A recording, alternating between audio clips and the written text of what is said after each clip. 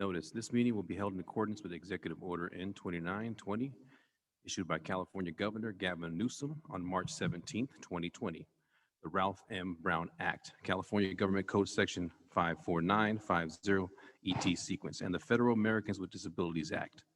This meeting will be not physically open to the public. All members of the public may participate and comment via the application Zoom. Zoom meeting information is on the posted agenda. Remote public comment is also available for the city council meetings by emailing cityclerk@ci.series.ca.us by 5 p.m. the date of the meeting. Include the agenda item number on public comment period in the subject line of the email. The clerk may read written comments into the record, if specifically requested to do so at the beginning of your email. Your written comment will be distributed to the city council and kept on file as part of the official records of the council meeting. And welcome everybody to the City Council regular meeting today, Monday, March 8th, 2021. And I call to order. City Clerk, may I please get the roll call? Councilmember Rhino. Here. Councilmember Silvera. Here. Vice Mayor Condit. Here. And Mayor Lopez. Here. And today we have an invocation by Pastor Chris Henry, Valley Christian Center. Let us bow and pray. Father, we are most thankful for this opportunity to once again gather together as a group, coming together to answer to the 50,000 people of this city who have asked us to find direction for them. And may this meeting lead us to those answers. The mayor and the council members, may they have wisdom that only comes from you. We can't find it in ourselves, Father. We know that. We know that true wisdom truly comes from you. Help us to find the answers. Help us to not run into any new confusion or needless and senseless debate, but rather come together for the purpose of the betterment of our awesome city that you've set us over to watch over. Father, we thank you for this opportunity once again. Grant us the wisdom that we need. We pray this all in your names, in your son's name, Jesus. Amen. Amen.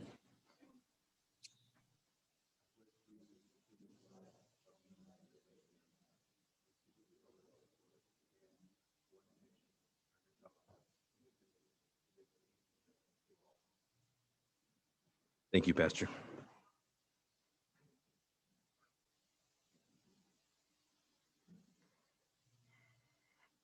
There's no presentations today. On to citizens' communications. While the City Council welcomes and encourages participation in City Council meetings, adopted rules allow no more than 5 minutes, resolution number 2007-106, for expression of a non-agenda item. Matters under the jurisdiction of the City Council and not on the posted agenda may be addressed by the general public. However, California law prohibits the City Council from taking any action on matters which is not on the posted agenda, unless it is determined to be an emergency by the City Council. Citizens are entitled to address the City Council on any agenda item subject to the 5-minute provision. Public comments will now be accepted through Zoom. For those participating through the web, please raise your hand, request to be spoken, and hand icon bottom of your screen. If you are participating by telephone, please press 9 on your phone. The city clerk will call your name. In order the requests are received, when it's time for you to speak, the city clerk will unmute your microphone. City clerk, please provide the name of each person that has requested to speak. Yes, Mayor. First person is Lee Brandt. Mr. Brandt, I'll unmute your mic. Good evening, Unmuted. council, city staff, and those who watch on Zoom. Allow me to say how disappointed I am in the mayor and councilperson Condit. You both chose a path that is going to lead this city nowhere. I know there are a few people here in the cities that do not agree with me, but I'm sure the vast majority and former council members will also agree with me. So now that we're going to have a special election, the council will be for District 1. The member will be for 186 days. And not a lot is going to get done to improve our city. We will be losing businesses who do not want to come to a city that is divided. And oh, by the way, the person that does get elected will only be there for 425 days compared to your full term of 1,460 days. I know we will survive and one day things will be as it should be. But until then, good luck to you all and may God bless each and every one of you. Thank you. Thank you, Mr. Brandt. Next person, Mayor, is Albert Avila. Mr. Avila, I'll unmute your mic.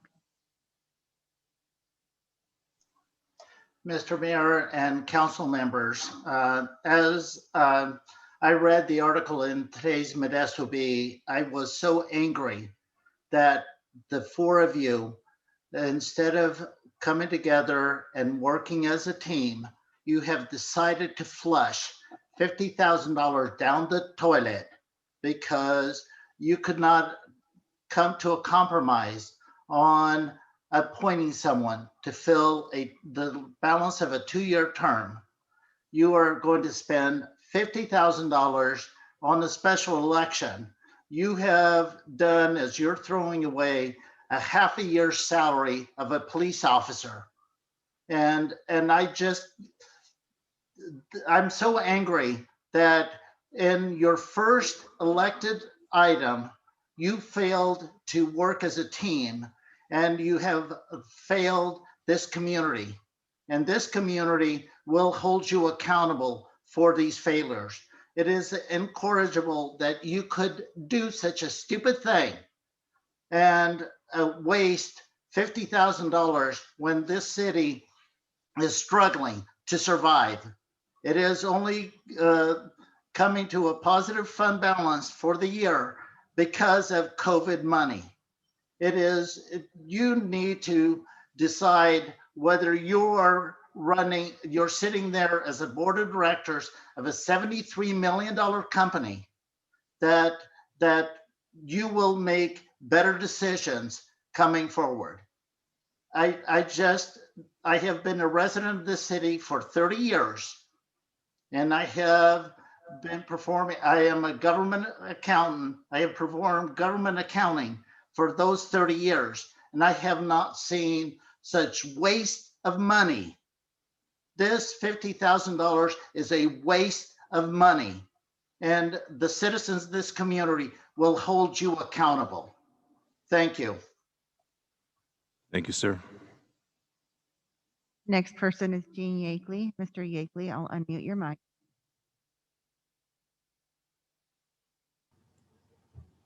Mic's unmuted. Yes. Hello? Yes. Good evening, City Council. My name is Gene Yankley from Ceres. I just want to say something about the naming of the Eastgate Park. Probably some of the citizens don't know that it was named after someone in the community. I was part of the committee. I realize what the gentleman has done for the city, and I have no problem with that at all. And my mission was to name that particular park on Eastgate, Veterans Park. I want to thank John Warren for such a great job that he did for getting out and trying to get people to make entries for Veterans Park. And a lot of those people that he knew were veterans and police officers. And of course, Steve Whitney from the American Legion. He did a great job too. And he contacted the local VFW, but there was some communication with people that use these cell phones that have the internet on it. Steve Whitney told me, and he was getting calls about that people couldn't make entries or something, but that's beside the point. And I just want to let the public know, or those people that contributed their time and effort to make an entry, that I failed by not getting out there enough to where I could get people to put in entries for veterans. And during the meeting for the choosing of the name, the count was, I believe the gentleman's name that's going to be on there was 54, and for Veterans Park was 48. And that, you know, they got the most votes, of course. But I just wanted to remind people that, even though somebody lives in the city here, what they don't know or probably don't care because they don't have anybody that's in the military, but I do know that the lady next to me, her sons were in the military. But what people don't know is these people live among us, and they have all kinds of jobs that they do for us, in the city. There's people in the police department, fire department. I'm sure there's a lot of people, veterans, in doing other jobs in administration and other things in the city. The Parks Department probably has veterans. All these people combined, not to discredit that gentleman's name, all those people combined have done more than one person in this city, and they just are behind the lines. They don't say anything, but they contributed a lot to the city.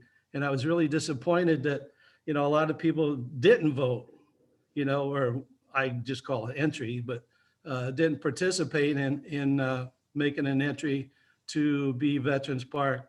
It's something to be very proud of. These people that are walking down the street or in the store, in the bank or the gas station, or these neighbors and stuff, nobody knows. Some of these people were wounded. Some of these people are peacetime soldiers. Some of them are wartime soldiers, and they never get enough recognition. And I'm really sorry that I failed on my mission, because I was really wanting this to go through. And I know a lot of people in the city of Ceres was too. And I want to remind I think Linda was on the last time they named a school in Ceres. I don't know if that was the school district that had the right to do that or the city participation. And I have nothing against that gentleman. Or, as soon as I'm not going to say the name, but a lot of people are saying I'm going to be a racist. But that particular gentleman, he did nothing for our community. And originally, naming of the community, from what I understand, it had to be somebody that came from here, right? That came from here, participated in doing something in our community. That gentleman never lived here. He never did anything personally here in this city. And I was really disappointed at the time that they named that school by that name. They could have named it after somebody else, but if they didn't come from the community, that was wrong at the time. So I hope they look at this a little bit differently the next time they try to name something. And again, man, I'm so sorry for all these people that I let down. Okay, thank you. Thank you, Mr. Jakely. Next person, Mayor John Warren. Mr. Warren, I'll unmute your mic. Good evening, council members. In comment to Mr. Yeagley's presentation, the council hasn't voted yet in regards to the final outcome on the naming of the park that he spoke of. And so I would ask the council, because the vote was very close for the top two particular names, I think within 6 votes of each other. So some consideration can still be made by the city council when it comes up for the final vote. So I would ask for some consideration in that regard to the naming of that park as Veterans Park. To continue a little bit, coming up 4th of July, and the council does need to go back and readdress some of the issues that we've had over the last several years in regards to the noise prior to and after the event, which sometimes is a month before and a month after, which encompasses our whole summer of loud noises that we don't appreciate. So we do need to hopefully have that readdressed by you folks as soon as possible. And then there's the garbage can issue that needs to be readdressed. With the coming of 30 or 11,000 more cans, the council does need to readdress that issue on where those items are placed in our community. Thank you very much. Thank you. Next person is John Osgood. Mr. Osgood, I'll unmute your mic. Good evening. Can everybody hear me? Yes, we can hear you. Very good. Everybody will be happy to know I'm sitting on a chair on my porch. I'm not driving this evening, so we're on a different Bluetooth, and I hope it works well. I just want everybody to realize you've heard 30 to 40,000, you've heard 50,000. We got a lot of numbers being thrown around about this special election. Even the citizen commenters need to realize we have a representative government. The only way to get a government agent that represents District 1 is for the people of District 1 to vote for that individual. An appointment process, as I've said multiple times throughout the past month and a half, disenfranchises those voters in that district. So any heat that you four are taking because we're coming to a special election is unfounded, and a special election should have been called originally. I am currently in the process of writing legislation because of the issues we've had here in Ceres to change the government code to prevent these types of appointment processes from stagnating in the state of California. I'm sure that that people can approach their legislators and do the same things I'm doing when we see a problem to correct potential large sums of money expenditures or wastes of time. As far as the park naming, I wasn't going to go there, but I don't see any reason why, and I submitted it to the park naming committee, why we couldn't simply dedicate the park to an individual and save the renaming of the park. There's a lot of ways to honor people, and you know, a dedication's cheaper than paying for a whole new sign. That's all I have this evening. I will address everything else in the agenda items as they roll up. Thank you. Next person, Mayor, is Renee Ledbetter. Ms. Ledbetter, unmute your mic. Good evening, Mayor and Council. I just wanted to comment that, again, how disappointed I am that we are going to a special election for a position that is an appointment, that is a temporary appointment, and is going to cost the city, whether it's $30,000 to $50,000, it's still going to cost the city. And I am just disappointed in the fact that the city council, at the very onset of making the selection process, it's my understanding you all agreed on the process. And what's disappointing is because it didn't go the way you wanted it to, you want to change the process that you all agreed upon at the onset. So I hope moving forward, when you establish a process, that you decide to stick to that process and not sway from it because things are not going the way you want them to. We had a very, very qualified candidate who could hit the ground running with the rest of the city council. And again, your words, Mayor, that 3 of you up there are less experienced than 1 of you, and yet you feel that experience is not needed to run this city. And I just still cannot wrap my brain around that. So moving forward, if you establish a process to set policy, I hope you stick to that process. Thank you. Thank you. Anyone else? There are no other hands raised. Any emails, phone calls? No, Mayor.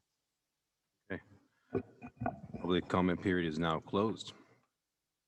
Does anybody pose a conflict of interest at this time? Okay. Consent calendar. All matters listed on the consent calendar are considered routine in nature and will be enacted by a single motion unless otherwise requested by an individual council member or public for special consideration. Otherwise, the recommendation of staff will be accepted and acted upon by a roll call vote. Is there anyone in the council that would like a consent item pulled for further discussion?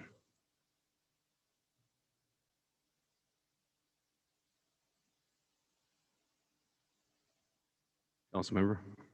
Yes, Mayor, I would like item 6 and item 10 pulled.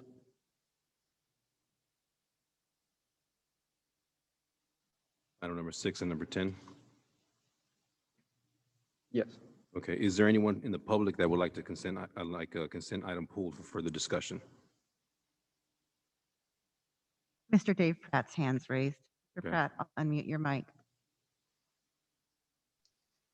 This is Dave Pratt. I decided to leave my comment for number 10. Okay, Can you hear me? Yep. Number 10 is being Okay. pulled, sir. No problem.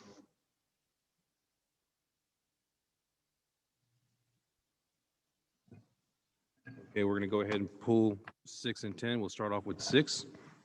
I'd like to make a motion to approve consent calendar 1, 2, 3, 4, 5, 7, 8, and 9. Second. Can we get the roll call, please?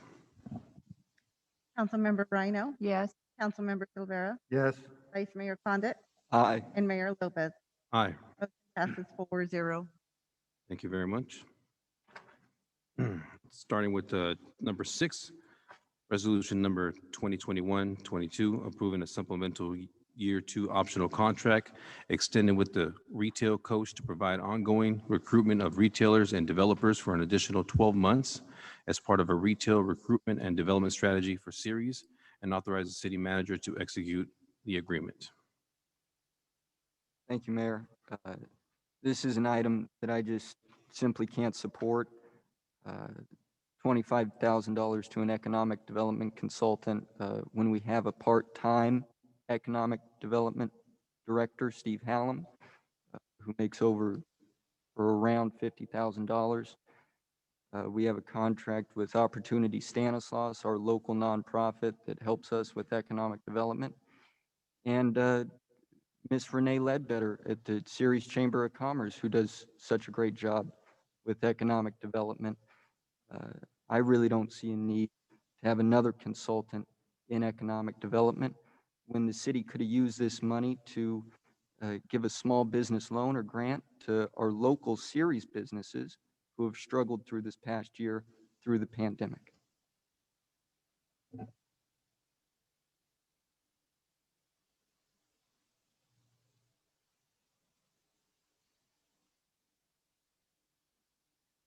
Anything else?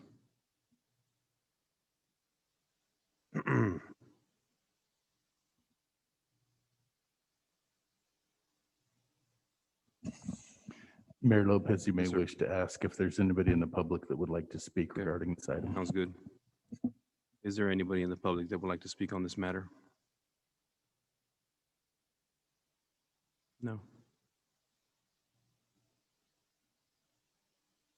Yes, Mr. Osgood. Mr. Osgood. No. Good, you're- Yeah, I don't know why we don't have a ton of people commenting. 30 to 40 or $50,000 is too much for our representation. But we can hire a outside company to come in here and see what kind of retail we need. We don't need retail people. We need manufacturing, we need industrial, we need transportation sectors. So to spend any amount of money to bring more retail or more fast food to Ceres is just ridiculous. And I have to agree with Cooper on this one. That's my 2 cents on it. Thank you.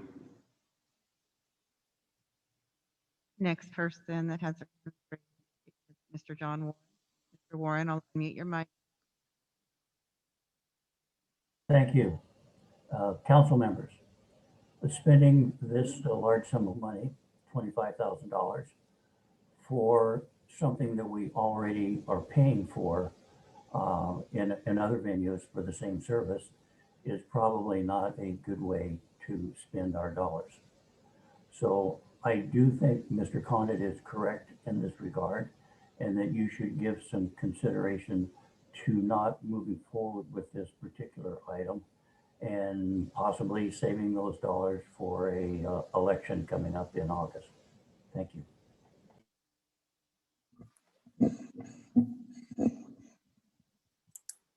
Just for clarification, Mayor, because the public may not be aware, these monies that would pay for this contract or bond proceeds, not general fund, so therefore they could not be used for a special election. Thank you. Next person, Mayor, with their hand raised is Gene Yeakley. Mr. Yeakley, I'll mute your mic. Yes, after hearing this, I have to agree with Cooper Condit and myself. And even Mr. Osgood, he's got a point there. I don't know what in the past has happened to try to draw in manufacturing of some sort to boost the people that live here already that might want to upgrade to a better job. But I think previous Mayor Vera had said it himself, we don't need any more fast food places in Ceres. He said that quite, well, not quite often, several times through his presence as being mayor. And I agree, you know, we have too many of these things and we need to find a different base and set it up to where we have something that supports the community a little bit better than fast food and restaurants. And just having people come through our town for that. That's a good thing, they spend money, but we need some bigger structure, and manufacturing would be something to go for, like they probably had in the past, you know. So those particular people and John Warren and Council Member Cooper and Mr. Osgood, I think they got a point across too, and I agree with them totally. Thank you. Thank you. Next person with their hand raised is Renee Ledbetter. Ms. Ledbetter, I'll unmute your mic. Thank you. Economic development is very near and dear to my heart. I'm very passionate about it for, you know, doing the work that we do at the Ceres Chamber of Commerce. We really try to reach out to businesses and encourage businesses to make Ceres their home or to keep Ceres as their home if they're considering leaving. I would be interested to know what the total amount is that is paid to Mr. Hallam in addition to, and I believe Mr. Hallam is paid through redevelopment funds. I'd be curious to know how much we're paying Mr. Hallam, if anything, out of the general fund. On top of this contract, Mr. Hallam does not live in Ceres and is not here full time. And if the city really wants to make economic development its primary focus, we need to have somebody here who is focused on this 24/7. And Mr. Hallam has done a good job in the past. I know that he no longer lives here and is coming part-time, but if we want to continue to grow economically and grow our business potential, we really need to have a dedicated person here, boots on the ground, working with Opportunity Stanislaus and utilizing the services that are available, the resources available like Retail Lease Track and some of the programs that are offered to us to go out and really promote Ceres. So that being said, I would maybe suggest tabling this until you know those figures to see, unless the city manager has those numbers offhand, which I don't know if he does, but you know, we really do need somebody who is here in Ceres to help us grow. Thank you. Thank you. Next person, Mayor, with their hand raised, Austin Farmer. I will unmute your mic.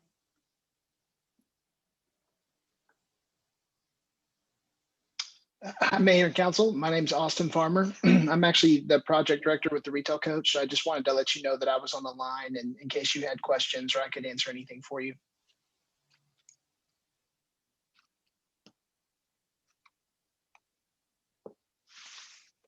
Anybody have questions? Doesn't look like we have any questions, sir.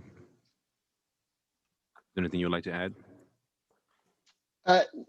Just overall that, we've had a really interesting year with COVID. I think we've made a lot of really good advancements. We have a couple of retailers that are finishing their research and internal approval process and looking to come to the city. I believe we'll have at least one LOI, if not another, from retailers and restaurants coming to the community in the next few weeks.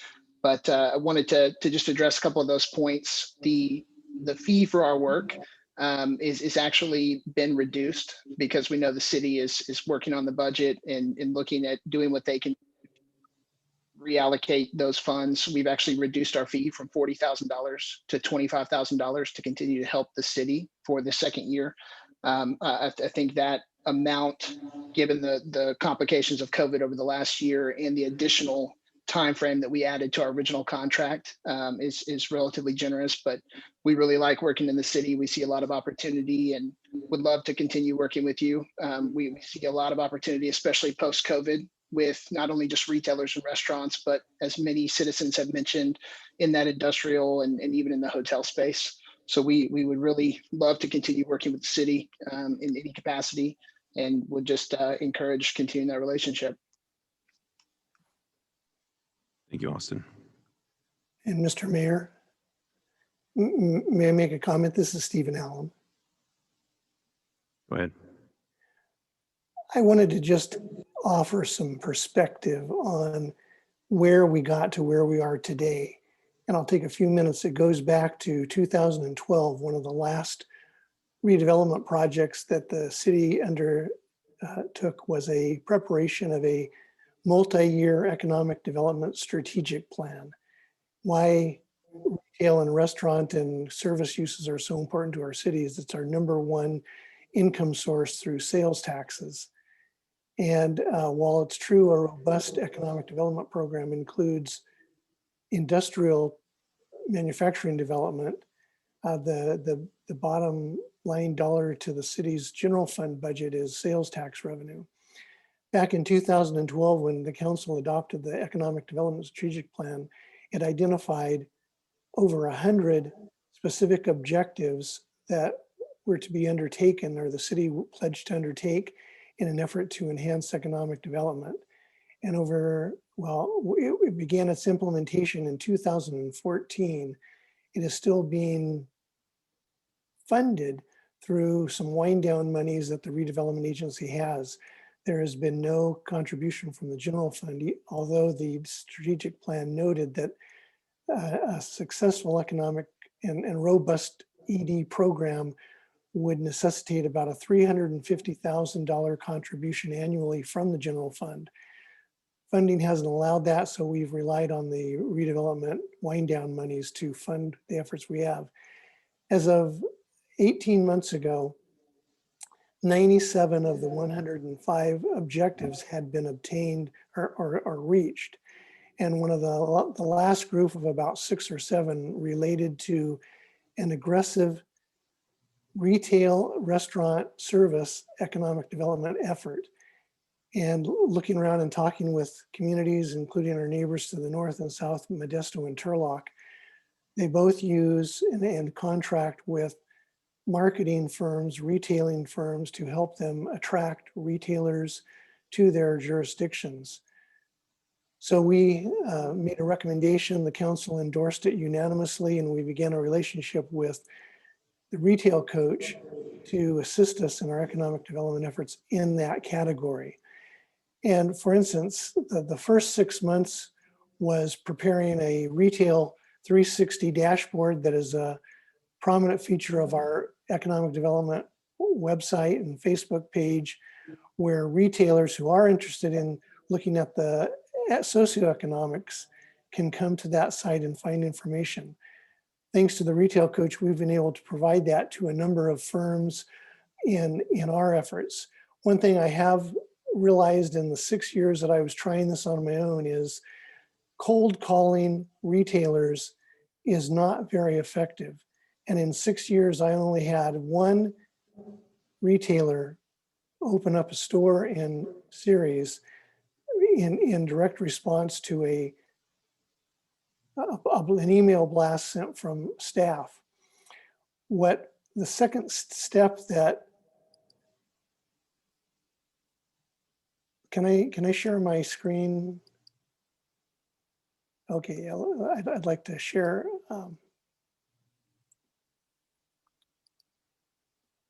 Diane, it says that the host has disabled. I have made you co-host. Okay, good. So you can share.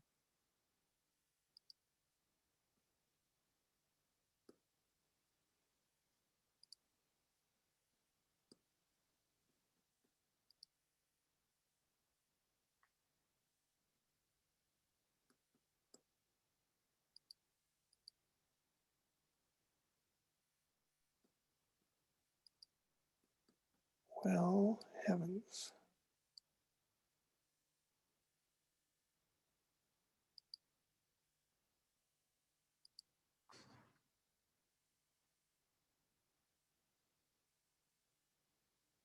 Do I need to do anything to get it? I can't seem to. You have to click the share screen button, and then when it pops up, your item has to be on your desktop or active, and then you can select it.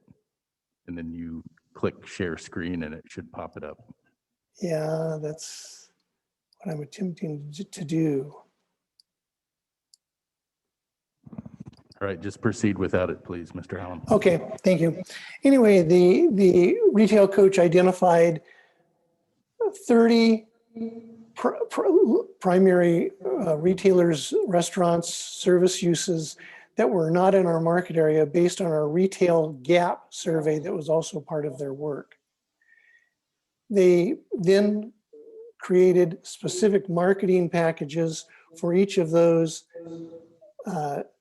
retailers, and with their personal relationships, they reached out and made contact with those retailers with data specific information on the retail feasibility of Ceres to be a successful site for those 30 retailers individually.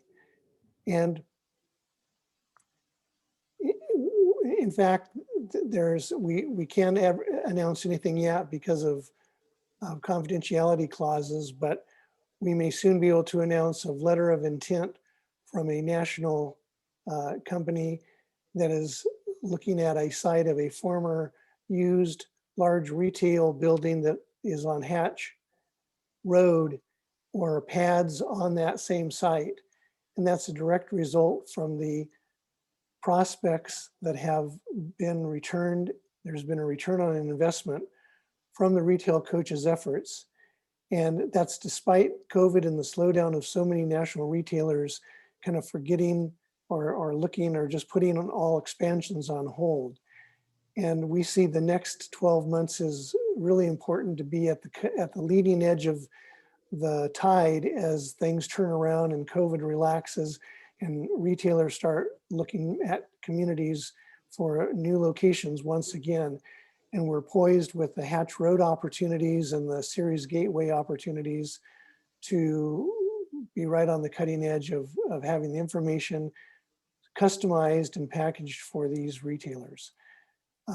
It's, again, through a negotiation, we reduced the proposed fee of $40,000 to $25,000, which would provide these continued services through the next 12 months. I'll conclude my presentation at that point. I'm sorry that I wasn't able to share this specific information. It's pretty interesting, but I appreciate your time and your consideration of this agenda item. Thank you. Do we have one more hand? Yes, we do, Mayor. Rosalinda Vieira. Ms. Vieira, I'll unmute your mic. Hello. Again, my name is Rosalinda. I've been a member of Ceres or a resident of Ceres 2002. And I just want to say that I agree completely with Cooper.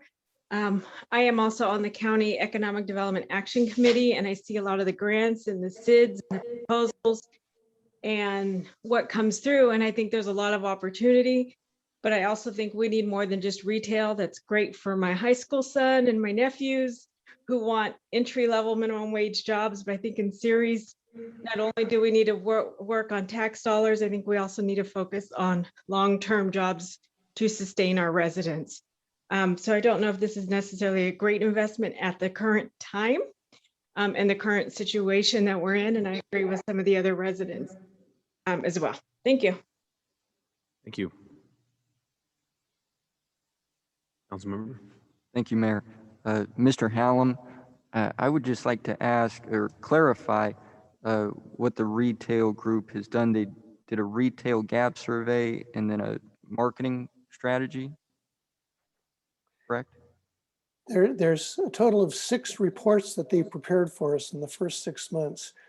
They, based on cell phone tracking data, the main thing that was of benefit to us was to better understand our retail market area. And they were able to do that. And the benefit of doing that is it noted that beyond the city limits, we have a primary retail market area of over 250,000 residents with an average household income of over $75,000 a year. Those 2 numbers were dramatic. And prior to that, whenever we used retail lease track data to try to cold call, as I'd call it, or contact companies, that has data, and most companies always wanted to see a market area of more than 100,000 people. We had no ability to tell them whether or not that was true, and an income of over 60,000, and we were setting at 57,000 for the city limits based on census data. So we didn't have tools in our tool belt to help market Ceres and help us be competitive with some of the other larger cities in our region. So the 6 reports that they prepared for us, it included the retail market area, a household composition, detailed socioeconomic study and data, the retail analysis for the gap and surplus, which helped us focus on where do we need, like clothing stores, we're woefully inadequately served with clothing stores. That's just one example of the data that came out of that retail gap study. And then again, graphics that became tools that we used in our marketing. Again, it's different than manufacturing, and we respond to every single referral or prospect we get from GoBiz or Opportunity Stanislaus. And by the way, Opportunity Stanislaus does not offer us any assistance in retail recruitment, which is our bread and butter of the general fund. But the challenge we have with enticing or encouraging or even inviting manufacturer and industrial sites to look at Ceres is we lack sites larger than 10 to 20 acres in size. And a lot of these large manufacturers are looking for 50 to 100 acre sites, and we just don't have them in our current city limits yet. And we routinely have nothing to respond, and we respond back to the state that we have no sites available that meet the parameters of those industrial prospects. But again, it's a robust, you have to have lots of tools in your tool bag in a successful economic development program. And we believe that the opportunity of coming out of COVID, keeping the strength of the retail coach in our tool bag gives us a strong advantage as we move into the next 12 months.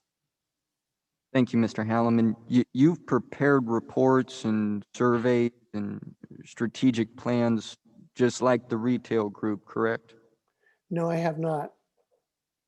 So they provide a service that you don't provide with your part-time employment, which I found the number for Ms. Ledbetter, $60,000 cap. That's what the Ceres Courier reported last year. Yeah, the work that came out of the retail coach and the strategic plan, it was very specific economic data collection, research collection, analysis, and reporting with specific objectives. My role in the time that I've been at City, full-time and part-time, 7 years this month, has been implementing redevelopment, wind down projects, and downtown revitalization and economic development coordination efforts. So just to be clear, we need both you and the retail group to be have a full tool belt for our city. And Opportunity Stanislaus And Go opportunity Biz. Stanislaus, and we can't forget the Ceres Chamber too. And Go Biz, absolutely. And Go It takes everybody pulling together to put us on the map.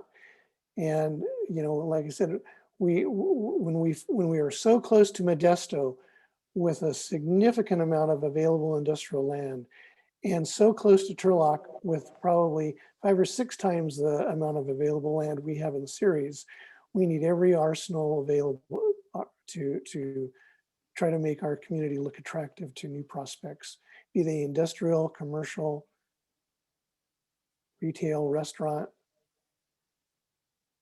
Mr. Hallam, do you know how many business closures we've had this past year due to the pandemic in Ceres? No, I do not have that number.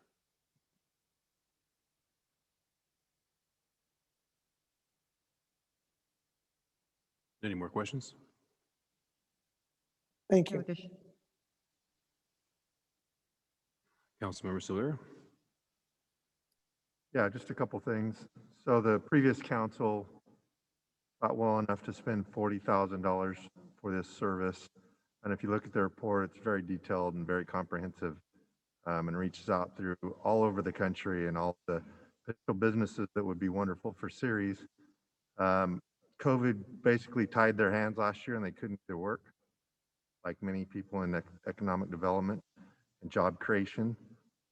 They were so kind, I believe kind, to lower that fee now to $25,000, expecting to get their full service that we would have had to pay for $40,000 for in the past.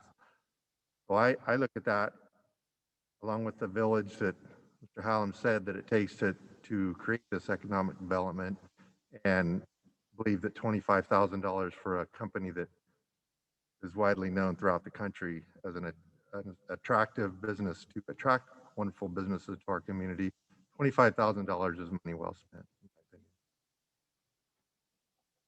Thank you.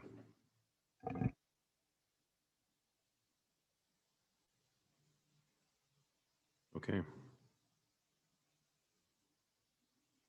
Councilmember Condit? Yes, Mayor, I would like to make a motion. That we dedicate this money to be a small business grant or loan for Ceres businesses that have struggled for this past year due to the pandemic.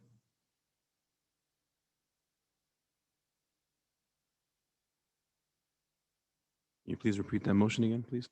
Just to clarify. We use this $25,000, which is from our redevelopment funds,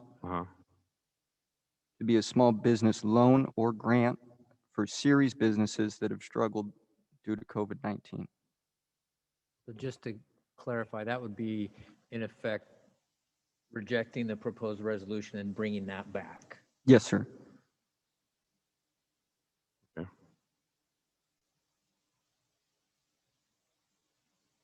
Yeah, I'll second that motion. Can we get a roll call? Councilmember Rhino, No. Councilmember Silvera, Councilmember Condit, Aye. Mayor Lopez. No. Motion failed. Thank you.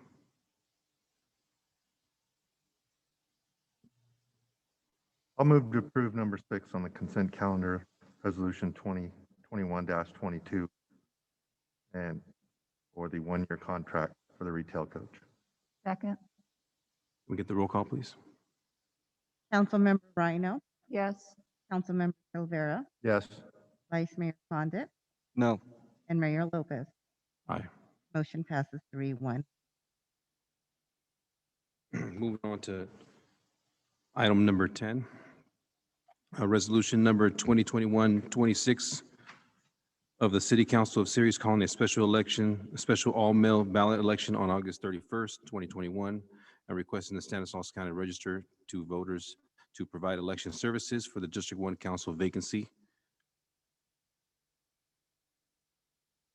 Thank you, Mayor. I'd like to ask City Manager Westbrook, what was the process here, just so we all have clarification on us appointing the process that we just went through this past month, just so we're all clear? on what the process was. Applications, at the direction of the council, applications were submitted. There was a 2-week nomination period. People could submit their applications. There were interview questions that were generated and vetted through the council.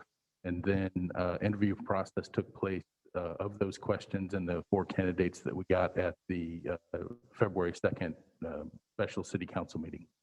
That's where the process ended. Didn't have anything to do with what decisions or what motions we made up here, correct? The process was for an appointment to be considered at that meeting. Yes. Didn't matter if we picked our favorite choice or our second favorite choice or our third favorite. It was just pick somebody. The process in the past, previous 2 times was the same way. Previous councils were able to come to a decision and make an appointment, a direct appointment. Yeah. Okay, thank you. And I want to ask also, is there any delays with Walmart currently? That was brought up at our special meeting, that this might have an impact to delay the Walmart development. As far as I know, Walmart is under construction, and irrespective of going to a special election, Walmart will continue to be under construction. Thank you.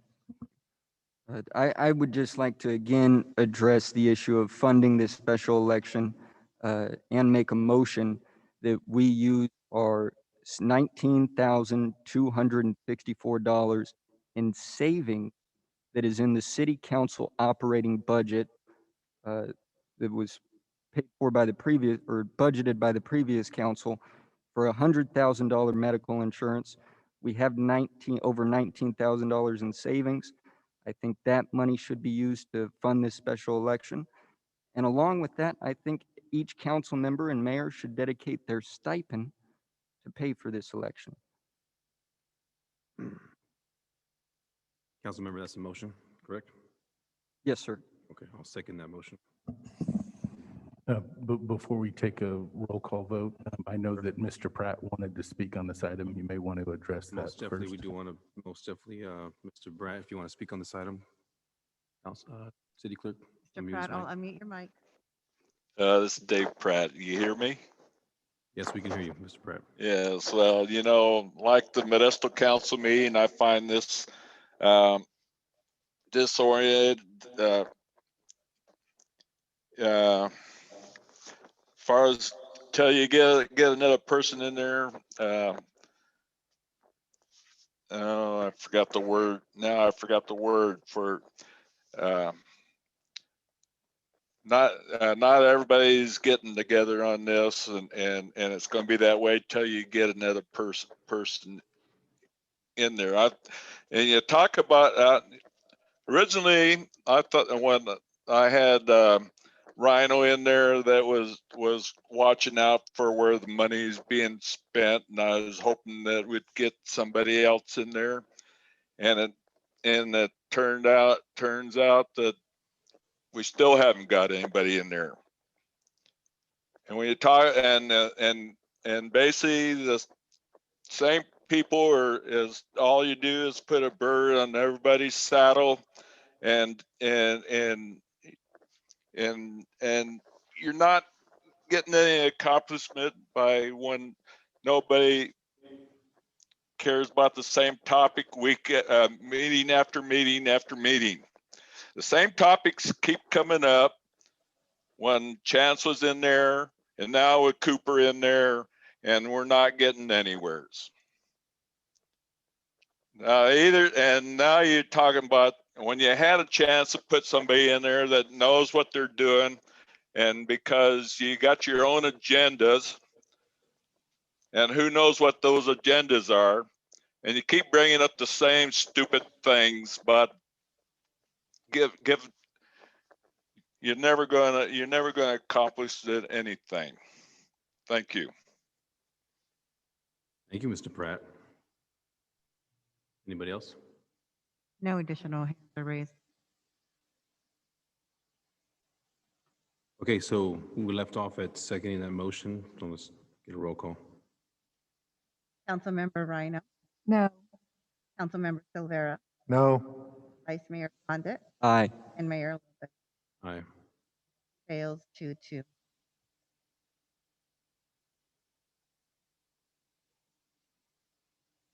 council member. Mayor, I would just like to do the math on this. Each council member and yourself makes around $450 a month from the stipend. Times that by 4, that's $1,800. Times that times 12, that equals $21,600 plus the $19,264 we have in savings. That total comes out to $40,864, just shy of that 5,000 high mark that city staff has provided us. I think it's imperative that we do this, that we each take responsibility for our decisions, to not work together and dedicate our stipends and the savings in our city council operating budget to this special election. So again, I'll make another motion to dedicate our stipends and the $19,264 in the city council operating budget. I'll second that motion. Can we get a roll call? Councilmember Rhino, No. Councilmember Silvera, No. Vice Mayor Condit, Aye. and Mayor Lopez. Aye. 2-2, motion fails. Mayor, I would like to make one last final motion. I would like to motion to designate my stipend to fund this special election. I'll second that. Can we get a roll call? Councilmember Rhino,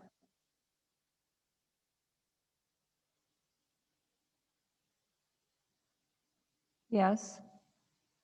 Councilmember Silvera, No. Vice Mayor Condit, Aye. and Mayor Lopez. Aye. Motion passes 3-1. I appreciate your aye vote, Councilwoman, and I do have my checks, and I expect city staff to figure out how I'm going to be able to donate this. I wish my colleagues would also donate their stipends as well. Having said that, there was a matter in the resolution, some language that I think we all would like to take a look at. I believe the third or fourth paragraph, whereas the council wishes to call a special election. I don't think any of us up here wish to call a special election. And I think that language should be changed. Like that to say must. The council calls a special election.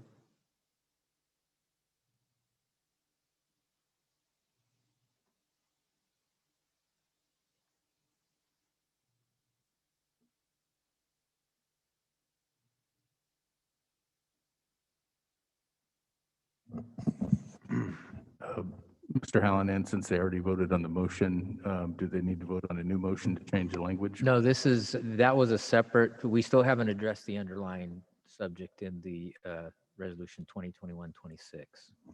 So that change could be considered and you can adopt the entire resolution if that's your desire. I'll move to approve number 10 on the consent calendar, resolution 2021-26, with the change that Councilman Cooper Condit requested. What is the verbiage? By getting Means- rid of wishes? The resolution that we're going to have a special election. No, it, The change of the link. what exactly will it say if it doesn't say wishes to call a special election? Vice Mayor Condit suggested that we delete wishes to and then make call plural for, so it would read the city council calls a special election. Thank you.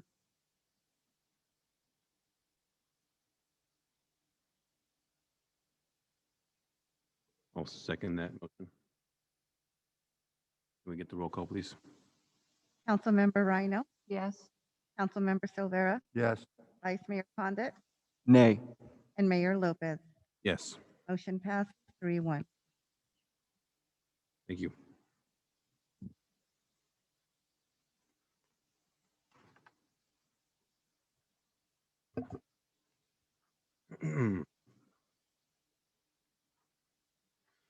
We're gonna go ahead and move on to the discussion items. Number 11, which is fire regionalization. And looks like we have a presentation today, but before we get to that, should we go to public comment? Would it be best to do it first, or should we wait to the presentation?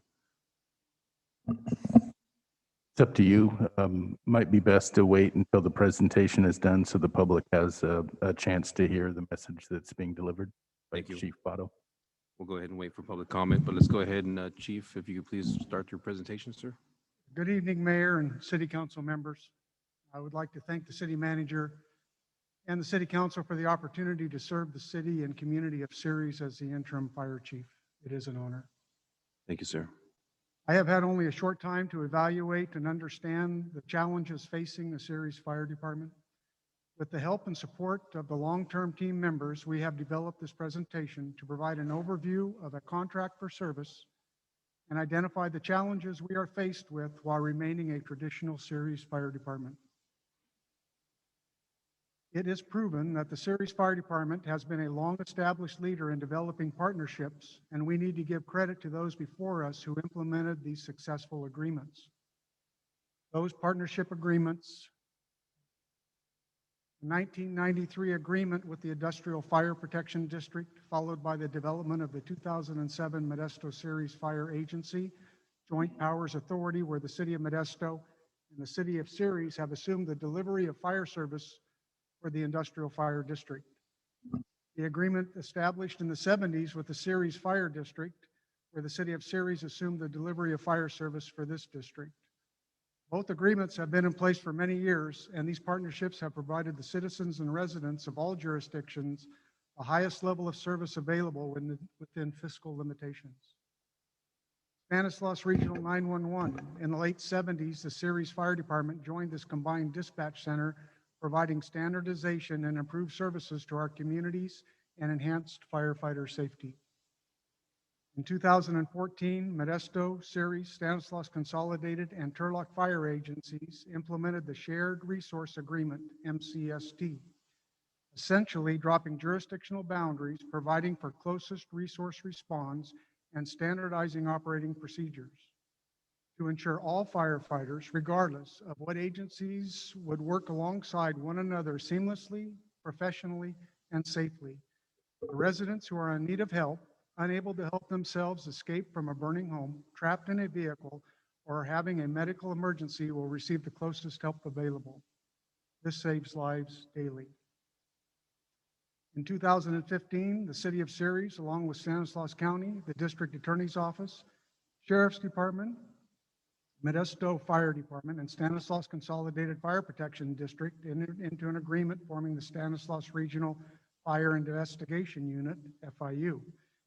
This provides depth of trained, qualified personnel to properly investigate all fires and prosecution of those persons responsible for criminal acts. This is a proven successful partnership.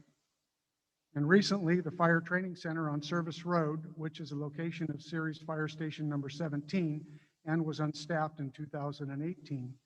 This is a joint use training facility with Modesto Fire, Stanislaus Consolidated Fire Protection District, and Ceres. Currently, the combined Firefighter Recruit Academy is in their 8th week of a 12-week overwhelmingly successful program. This City Council is in an ideal position to explore a contract for fire services with the City of Modesto. You are currently without a permanent full-time fire chief, and a contract will eliminate the need to do a comprehensive recruitment while benefiting from the fiscal and operational value of an administrative team serving multiple agencies. We need to point out some weaknesses in our organization that must be addressed in order to safely continue with the traditional Ceres Fire Department that is in place today.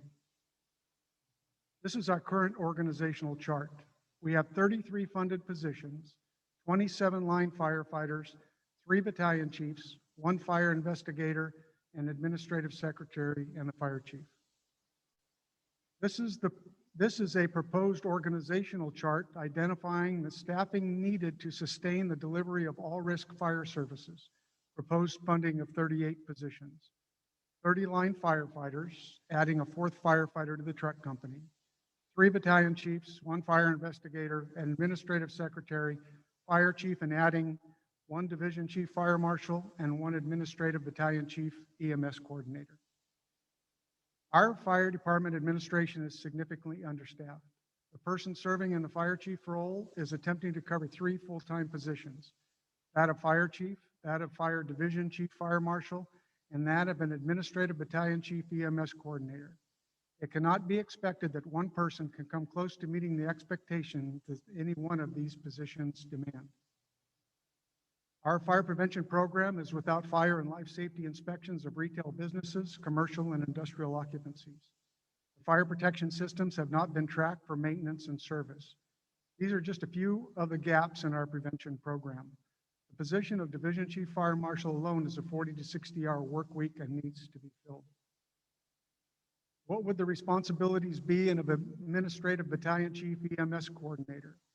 Immediate tasks that are needed includes the planning for the replacement of Fire Station 16 located at 836 Pecos Avenue, identifying funding sources for this facility replacement, facilitating a standards of coverage study, and providing the best options for placement of a new station that will better serve the community. Also seeking grant opportunities and working together with our partners and stakeholders to share the cost for construction. The investment in staff to address this need could potentially save this city a significant amount of money.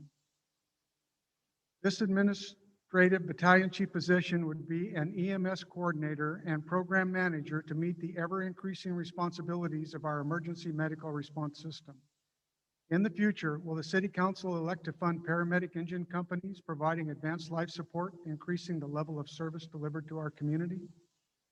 Adequate staff is needed for oversight of current programs and to look beyond today and plan for tomorrow. The fire chief needs the time to update emergency preparedness plan and focus on community safety programs, develop and keep updated short-term and long-term strategic plans, create and manage succession planning, all of which are critical for the successful future of the department. The fire chief needs to participate in local, regional, and state committees and programs to keep current on fire service challenges, trends, and changes. Attempting to manage the responsibility of 3 positions is a recipe for failure and a physical health impact for the member trying to accomplish this workload. The fire service is in a constant state of change. Who would have ever imagined that we would have faced the COVID pandemic or would have reached the level of impact it has had on all of us? We have met challenges before, such as hazardous materials release responses, medical aid responses where we were once only fire suppression. We have taken on the all-risk delivery system, including water rescue, confined space, and technical rope rescue. We planned for the Y2K event, the swine flu, earthquake preparedness, responses to wildland fires like we've never seen before, growing in size, complexity, and frequency. Our roles are ever expanding. We must have adequate staffing to provide the leadership to the organization, coordinate, manage staff, prioritize, prepare, and develop plans to meet the challenges of today and be ready for those tomorrow. The Ceres Fire Department will survive without a contract for services and can maintain as is, but not without some structural improvements to staffing. An administrative team, properly staffed, will be able to effectively manage our 3-station department and future growth of additional stations. The same goes for the Modesto Fire Administrative team that is in place today that can manage 16 stations as effectively it does today with 13 staff stations and 15 companies. The advantage of the contract for service is eliminating duplication of efforts by utilizing a regional administrative team that is in place today with a depth of resources to meet the needs of the communities and the health and welfare of its team. We have 3 battalion chiefs who rotate 24/7, 365 coverage responsibilities out of the Ceres headquarters station. During the height of the pandemic and due to unplanned circumstances, we had 1 battalion chief working 16 consecutive days.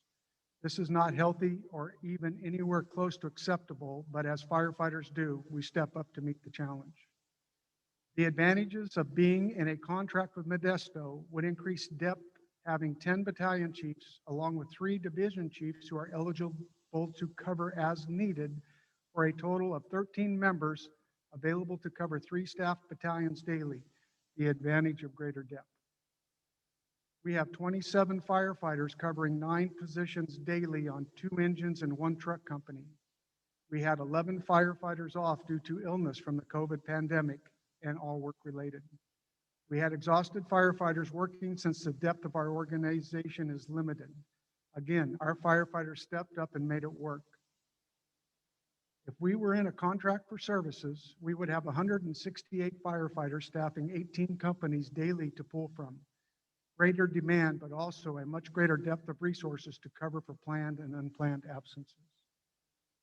A concern of the City Council and city may be the thought of losing identity of our Ceres Fire Department. Our fire stations and our fire engines will remain the City of Ceres. Our name will not change. This is a picture of the fire station located on the west side of Oakdale.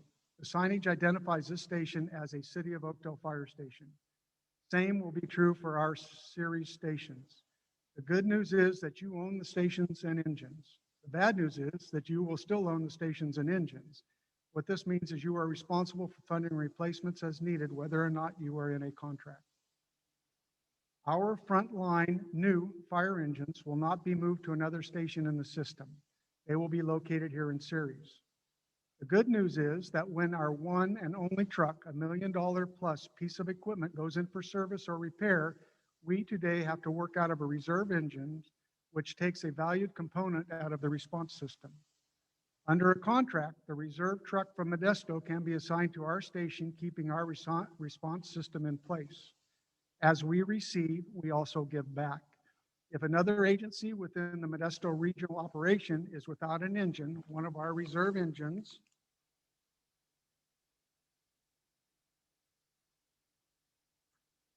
may be called to cover that void. The advantage of shared resources in a regional system is we all save from duplication of expensive apparatus. Today, when the city manager needs to contact the fire chief, he can pick up his phone and connect. Tomorrow, when the city manager needs to contact the fire chief, he can pick up his phone and connect. The difference is transparency. The advantage is that tomorrow, when the fire chief is unavailable, the city manager can connect to one of the other 3 division chief officers who will take the call.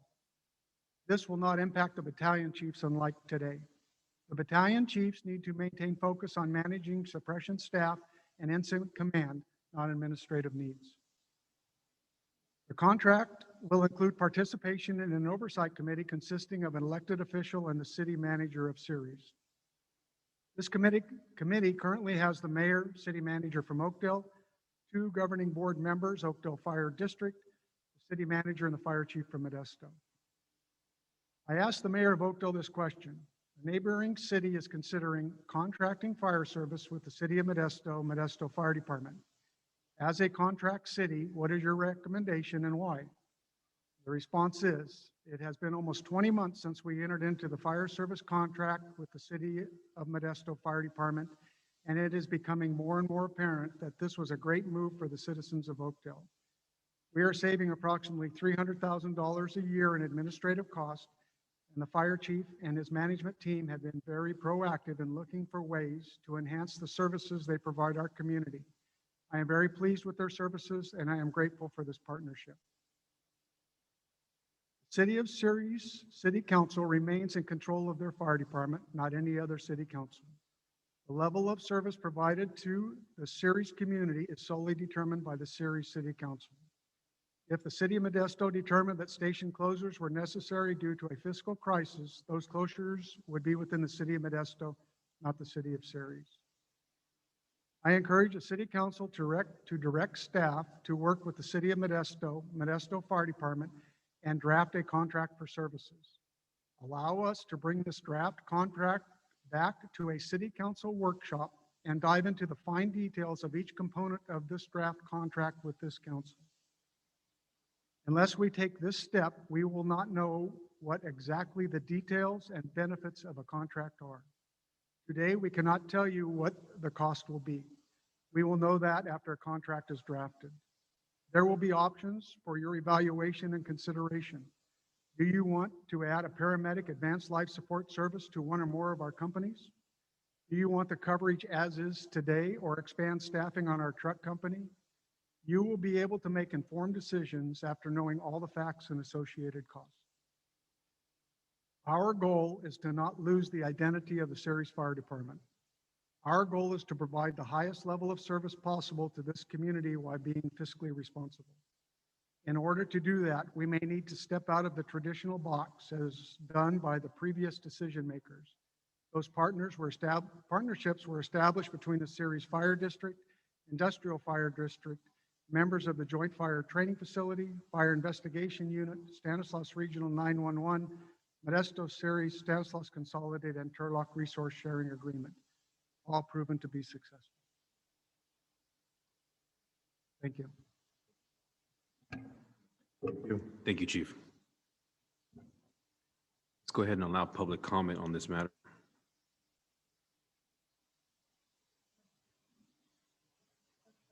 Hand raised, Mr. John Osgood. Mr. Osgood will unmute your mic. Mr. Osgood, you are now live. Yeah, so I guess I'm kind of confused. We heard in the beginning of the presentation that we have mutual aid agreements. Some of us that are involved know that we have mutual aid agreements. So when the interim chief says that this will benefit us, if one of our engines is down, there'll be redundancy from the other engines. That's kind of disingenuous, is it not? Because we're sending engines to assist Modesto or assist Turlock, assist these different communities through these mutual aid agreements. I think that when our officials come forward to make a presentation to you, they need to be precise in that presentation. We can't at one time say we have these agreements and then say this would be good because we need this agreement. What is it? I see this as a melding of their union employees with our union employees, like a double redundancy employee thing. I really don't understand what's going on here. Can the measure rates funds that we pay through our sales tax not support our fire and our public safety? And if so, why do we not look to the county to contract with the county for service? Why are we looking to marry in with another city for service? I think when we as an incorporated area can't support ourselves, that just like Patterson's done with their police services or Riverbank's done with their police services, they're contracting with the sheriff's department. We have Stanislaus Consolidated that started out as the county fire department. Why do we not go there? Why are we seeking to look for an agreement with the city of Modesto to solve our problems? Most of our problems have developed since the state's forced us to go from volunteer fire departments into paid fire departments. I understand we want some paid staff, we want some professionals, but at the same time, we have to look at if we're having problems and we can't fund boots on the ground, why are we paying our administrative sides so much money? There's other things to consider before we go into making a marriage between departments with Modesto based on, well, it offers us redundancy because the agreements that we have already provide us with that redundancy. So I'd ask the four of you to do some deep searching before we go into some negotiation or even pursue the idea of forming a potential contract on this issue, on these items I'd bring up. Thank you. Thank you, Mr. Osgood. Next person is Lee Brandt. Mr. Brandt, I'll unmute your mic.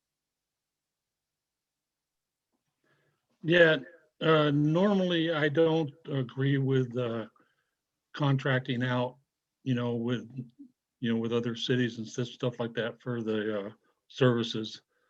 But, this has been going on, or it's been in the works for, quite a while. I know that, back in the day that, we considered, going with some type of consolidation, with Modesto and stuff like that, but the presentation tonight, I have definitely changed my mind. I'm kind of in agreement with it. I understand, that, should a fire engine, break down or something like that, unforeseen, breakdown or something, that we got coverage, I really think, I mean, I know several firemen, over the years, and they've been working hard. I mean, you just look at the overtime, their overtime budget is just shot because they have to go on it. They have to use it. And I mean, it's like you said, there's 11 guys out right now that are ill. Who's going to cover that? I mean, if we go with the contract, at least we got like whatever the numbers were, like 168, people, a pool, so to speak. In today's day and age, we have to, kind of bite the bullet. I mean, Ceres is a fairly small town, and Modesto's huge, as we all know. It may behove or benefit, everybody all the way around. That's just, my opinion is to, really look into it and consider it. Okay, that's all I got to say. Thank you very much.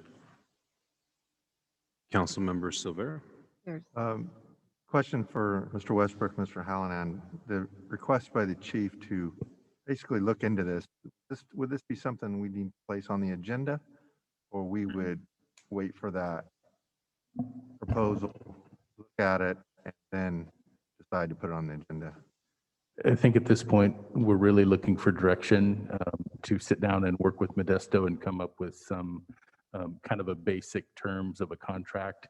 So when we have more information, and then we would put it on the agenda, or as Chief Botto indicated, perhaps a workshop to actually go through kind of what the contract for services says, maybe add or take things out, and then have a better idea of what the cost may be for a contract of service. As mentioned, some of the paramedic service, that would be an enhanced benefit to the citizens of Ceres, but there would probably be an additional cost. So if we can get some direction about the moving forward with the contract, then we have better information to present in the future. Well, that would need to be moved and voted on as a. We just need to provide direction at this point in time, and then we would have a discussion at either a workshop or a council meeting to talk about the parameters of a contract. Okay, thank you. Councilmember Wright. I'm really kind of surprised that we are even entertaining this right now, because I can remember a couple meetings, probably 4 meetings ago, where I believe it was the vice mayor who made the motion that he wanted to wait to appoint someone to the planning commission until we had a full council. We all agreed to that. We also agreed to that with May 8th. And it seems to me that the possibility of fire regionalization is something that definitely should be a discussion, even a workshop when we have a full council. Thank you.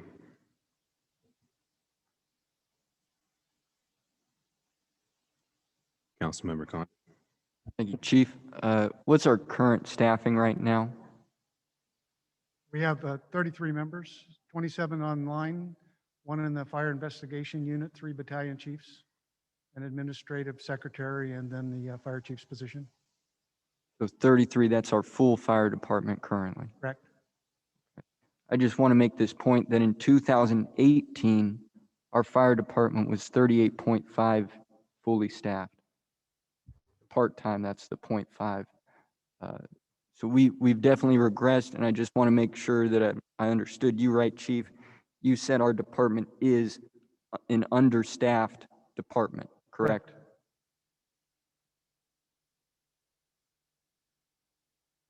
Before we move on, after you, council member, we'll make sure that we give John Warren a chance to speak. So very go ahead. For John Warren, I'll unmute your mic. Thank you, council.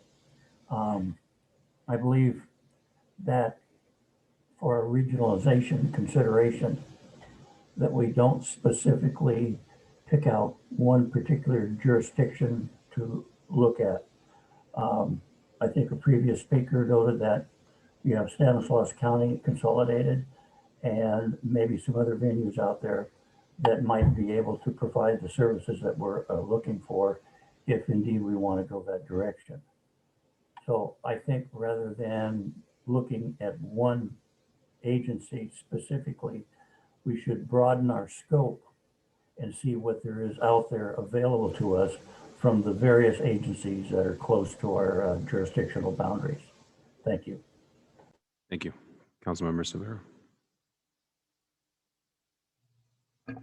Thank you, Mr. Warren, and with all due respect, Councilmember Rhino, I'm ready to listen to Modesto Fire and their presentation. I'm just speaking for myself.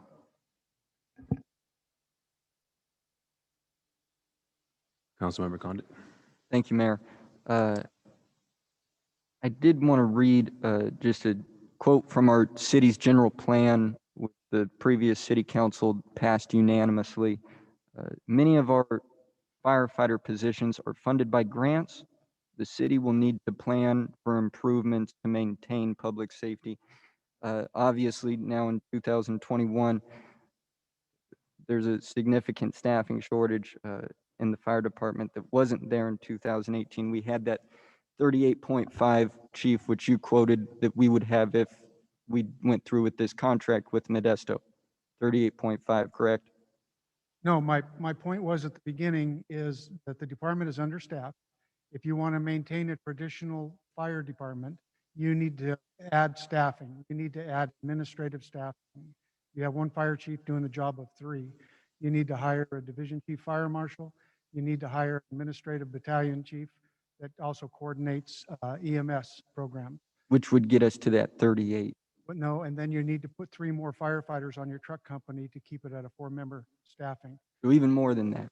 Even Well, more you're- than 30. You're going to need yeah. 38 total in the department. Okay. Increase your staffing today. Yeah. Just to meet your obligations today. Exactly, not including future growth or anything like that. And in the general plan, it also calls for 3 additional fire stations. So unless, we're off base in our general plan, which the previous city council voted for unanimously, we need to look at all the options. And I would agree with Mr. Warren and Mr. Osgood. I'd be open to looking at Consolidated and seeing if they have anything to offer. Thank you. Just one thing to mention, Mayor Lopez, Council, that Councilman Condit brought up.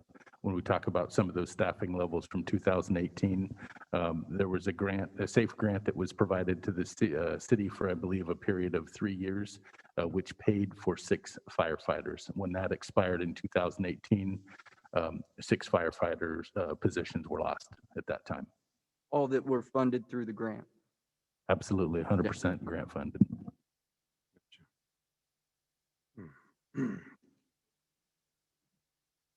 We have Mr. Avila, I'll Avila. unmute your mic. Council, staff is actually just asking council for direction so that they can bring back a proposal.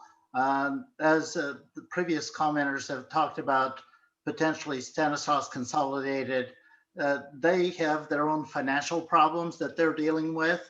And they previously provided contract services that they reduced. And I think it's one that staff is just asking council, allow us to go talk to Modesto, get some numbers put together and bring it back to you. And then at that time, you can make a decision.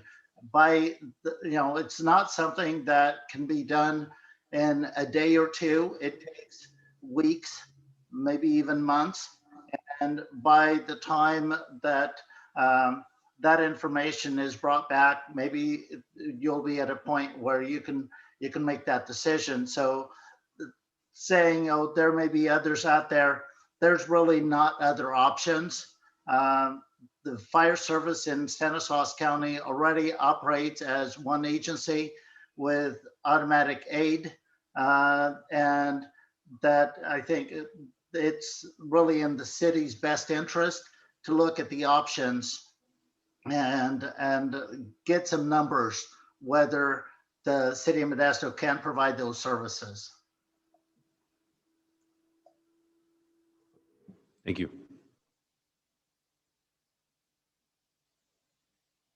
Anybody else? No other hands raised. So we can go ahead and provide direction to you to look into it as long as everybody has their say.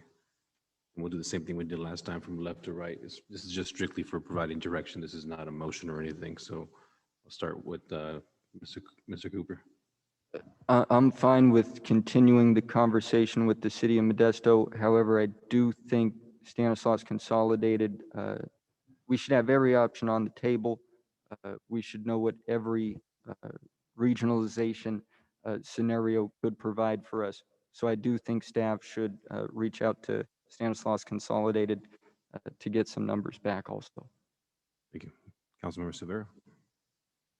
Yeah, I think we should move forward looking into it, and if Stanislaus Consolidated is interested, then we should address that also. Same here. There'll be originally our direction is to start off with Modesto Fire, and then we'll look into that at a later time. So we'll start off, at least that's the direction that I'm giving. Councilmember Rhino. I am honestly confused how this council said we needed to have a full council to make a decision to appoint planning commissioner and measure 8. Yet we're going to look at something that impacts this city greatly. You know, I'm for when we have 5 people to listen to whatever they have them bring their contract forward. But I don't even think we should go there until we have a 5th person, because that person will be left out of the loop of listening or even seeing this contract. So I can't agree to move forward. Okay. Thank you very much, Mr. Councilmember. So overall, we have 3 and 1 that doesn't disagree. So we'll go ahead and give you direction to look into it. And, Thank you, Mayor Lopez. Certainly, there has been established interest from the city of Modesto. I'll have to work with Chief Botto to see if there's in any capacity through Consolidated, and if there's any desire for Consolidated to be a part of that process. We can certainly look into that on the appreciate that, Tom, city's behalf. so much. Thank you very much. Is there any, we're going to move on to council, unless there's anybody on. Nope. Go ahead and move on to council member referrals. Is there anybody who wants to refer anything for the next city council? Mayor Lopez, before we get there. Sorry about that. Let's, go ahead. What were you going to say, Tom? Item number 12, reopening of Oh, I'm the so city sorry. council I meetings. totally missed that. Don't want to avoid that topic, that's for sure.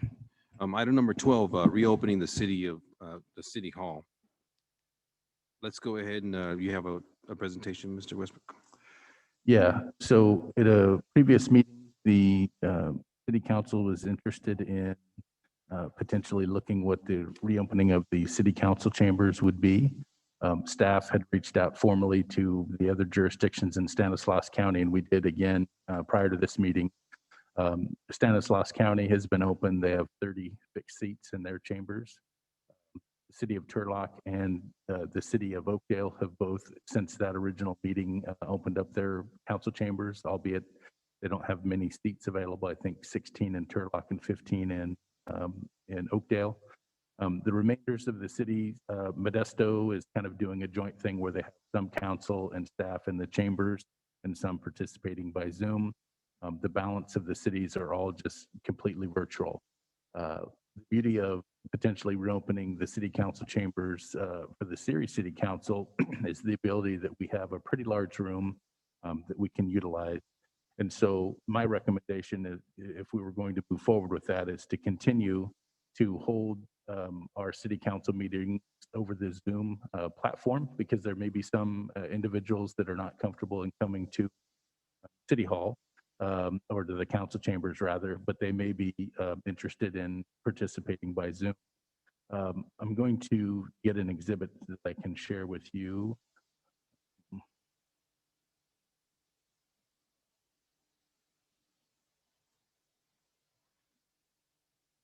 Kind of show what the council chambers would look like. And so here again are the cities that are doing meetings virtually versus the ones that are in meeting in person. As I mentioned, we would still like to use the Zoom platform. Kind of have an exhibit that I'll show you. We believe that we can set up to have staff tables and be adequately spaced, in addition to the podium for folks to speak at, as well as 30 chairs. We would ask anybody wearing or coming into the chambers either wear a mask or a face shield when they do come in.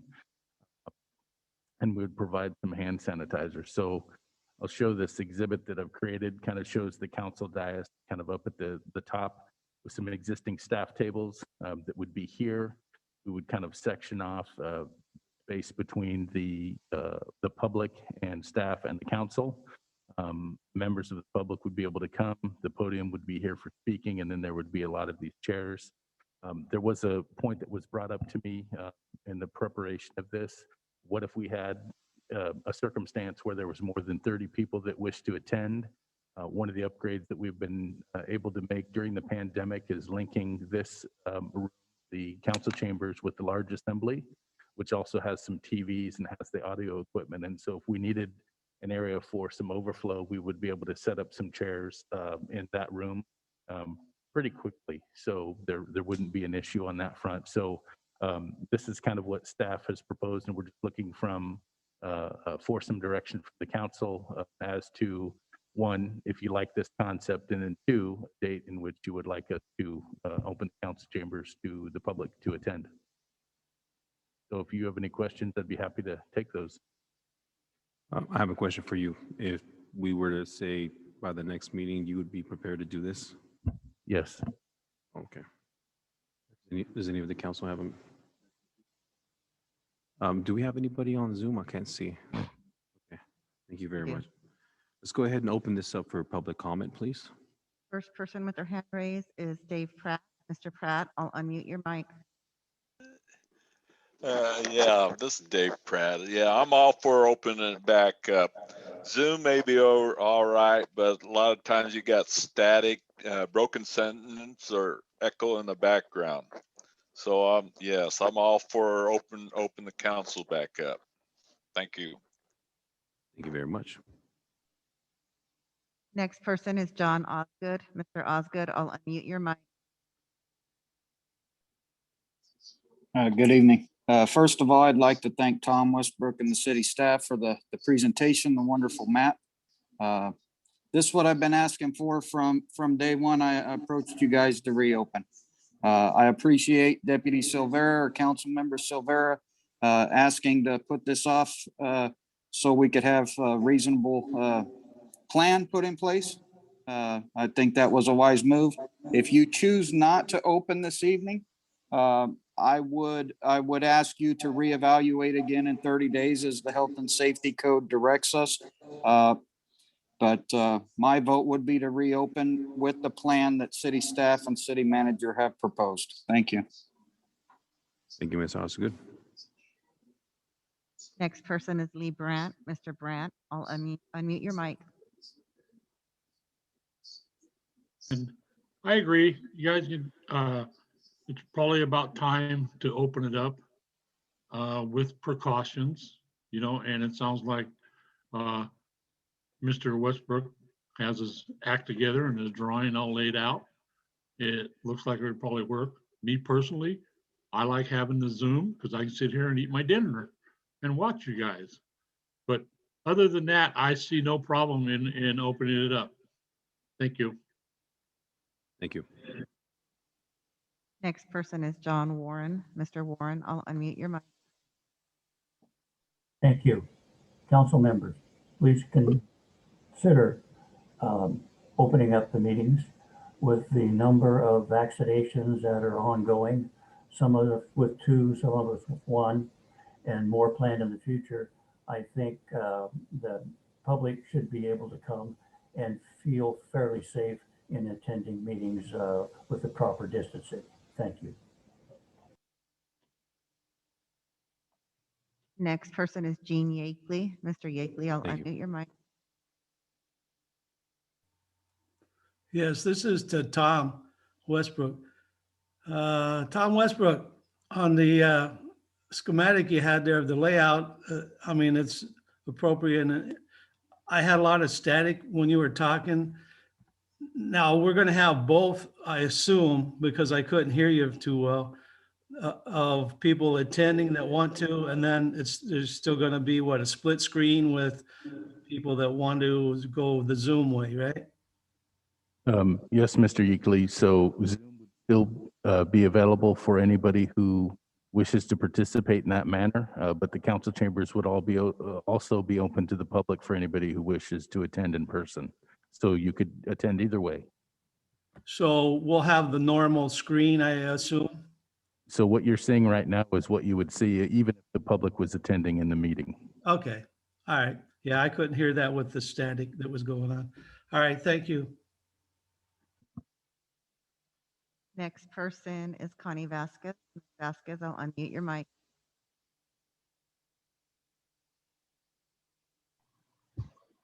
Hi, I agree. I think we should open this up. It's been far too long.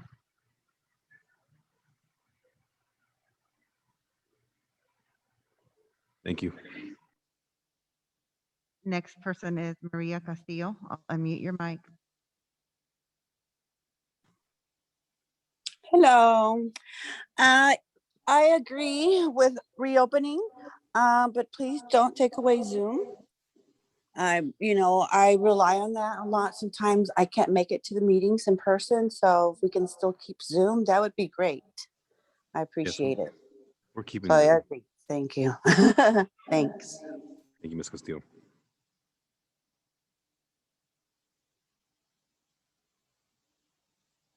One more down there.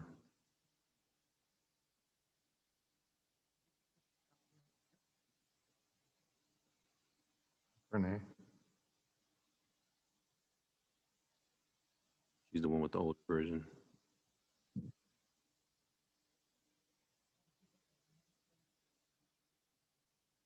Oh, you can. I can see it from here. You, Renee.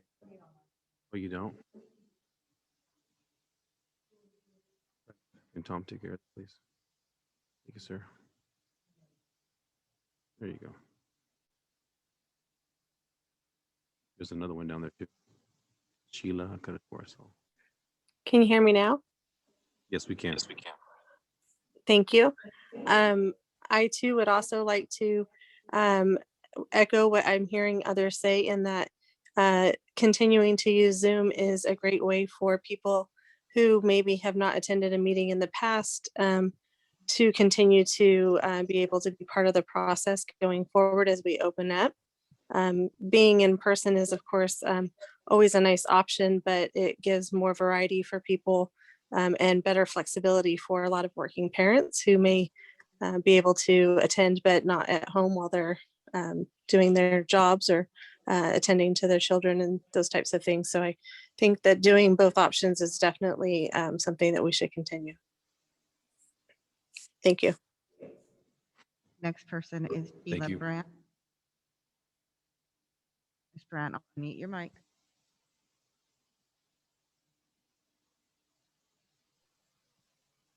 Yes, I agree that we should open up and also have the Zoom. Thank you. Thank you.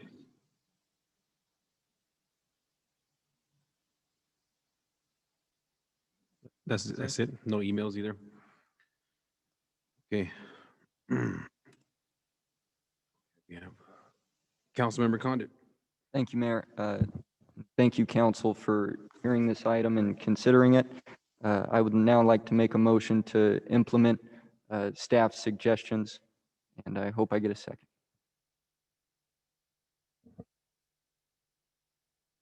Councilmember Silvera. Mr. Westbrook, just same as the last discussion item, just something that we move forward on, or does it take a motion and a vote? You can provide direction, but a motion is acceptable as well. All right, I'll move to open the meeting.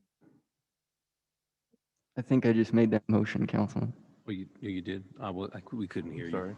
It's okay. Sorry about that. Can you please repeat your motion? Yeah, I would move that we accept staff's recommendations and reopen the meetings. My apologies, I'll second that. City Clerk, can you please get the roll call? Councilmember Rhino, Yes. Councilmember Silvera, Yes. Vice Mayor Condit, Aye. and Mayor Lopez. Aye. Motion passes 4-0. Thank you very much. Looks like we can now go ahead and move on to council member referrals. Does anybody on the council have any referrals? Councilmember Silvera? Yeah, I think if it were, the city staff's ready, I'd like to see the ad hoc committee recommendation for renaming of the park placed on the agenda. I believe we have that scheduled for March 22nd. Perfect, thank you. Thank you very much. Councilmember Condit? Thank you, Mayor.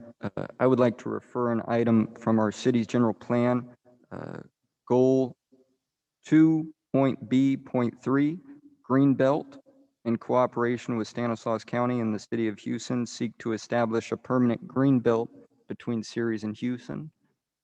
I would like staff to work on this and with the city of Houston and with Stanislaus County and bring something back to the council.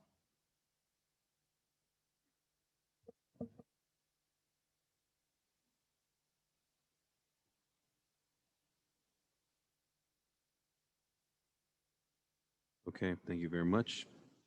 Can we move on? Do we have any reports? I don't have a report. Does the city council have any reports? Councilmember Rhino? I thought at the last meeting we had to get referral approval, basically. Isn't that what happened at the last meeting? Can we get Somebody wanted something on an agenda, one of the council members. I thought we had this big discussion that we had to go through a process and get consensus. Any, Can we please, yeah, is that a question I'll for have you? Diane correct me if I'm wrong. We asked for, the council member asked for the referral. Yes, We then put it on the agenda to seek the consensus yes. is the process, and then it would come back if there is consent. So we can put that on the next agenda to bring back for discussion on the 22nd. Under council referral. Okay. So we don't actually, I thought it was like, the way I understood it, maybe I misunderstood it, was that we had to go to the city manager, put our request in, and then it would show up on the next agenda as a referral that we would discuss whether or not we wanted it to move forward. That was what I thought we had that discussion. Is that not right? You can do that, or you could make it here at the meeting, either way. Okay, And then it's that next step in the process. okay. Thank you. Thank you, Councilmember. Is there any reports from you, sir? I don't have anything to report tonight. I know there's some other department heads that are here. I also do believe that, well, maybe not. I think I see, I know Supervisor Chance Condit. Oh, he's still here and he has his hand raised. So let's make sure that we recognize him at Okay. the end. At the end after the. Okay, before we move on to that, actually, Councilmember Silvera, would you like to speak, sir? I just actually have a comment. If those of you that don't know, the Bulldog Tap Room opened last weekend. Went by there, checked it out. Really cool place. They were very, very happy with the service they received from the city. They had some issues with plumbing and stuff, and city staff went out there multiple times to make sure that they had everything they needed. And it wasn't even a city issue; it was an in-house issue.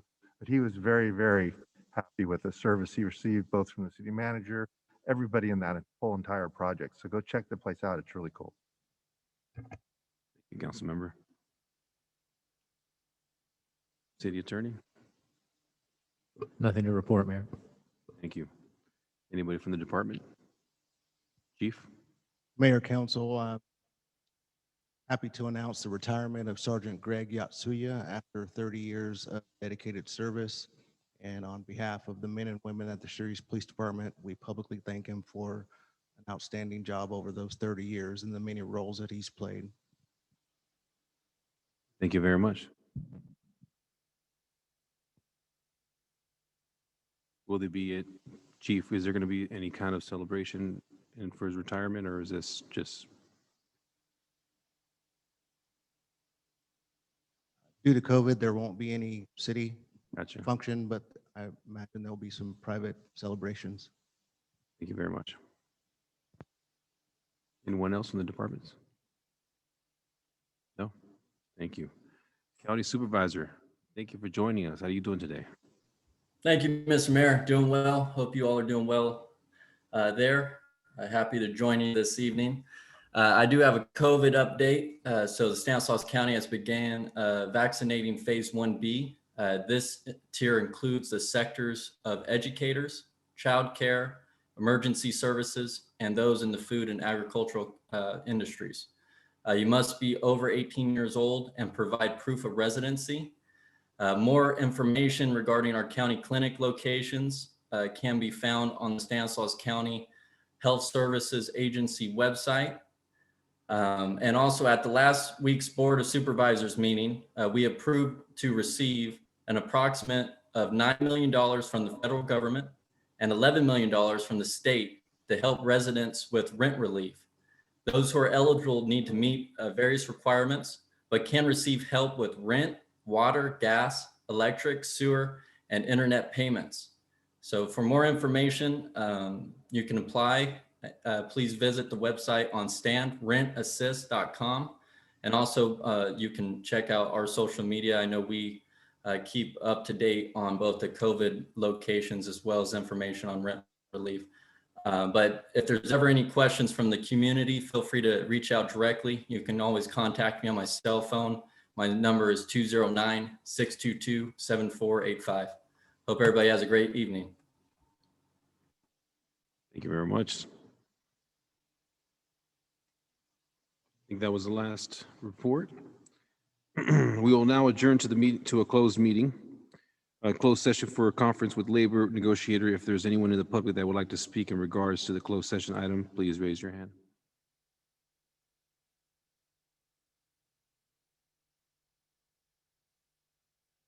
I don't see anybody. Do you? No hands are raised. Okay, we will now adjourn to the closed meeting.